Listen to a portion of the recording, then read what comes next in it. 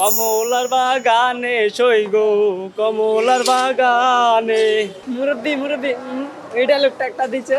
পুরো ছবিটাই আর কি, যে শিক্ষণীয় ব্যাপারগুলো আছে, মানুষ কেন এই লাইন বেছে নেয়, খারাপ লাইনটা বেছে নেয় কেন, এইটা ফুটায় তোলানো হয়েছে এখানে। মামা খালু ছাড়া তো বর্তমান বাংলাদেশে চাকরি হয় না, এটাও ফুটায় তোলানো হয়েছে।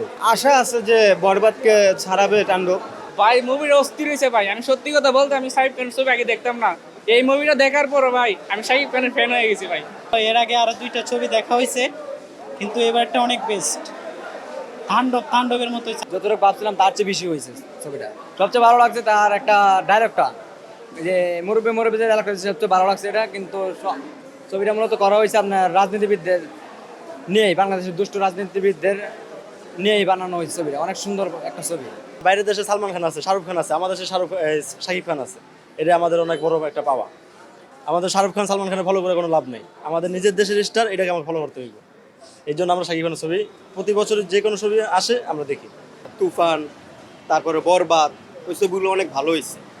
তো ওই ছবিগুলো দেখার পরেই আর কি তাণ্ডব দেখার অনেক ইচ্ছে হইলো আর কি। ঠিক আছে, বাংলাদেশের মেকিং, গান সব কিছু মিলে আর কি অনেক ভালো করতেছে।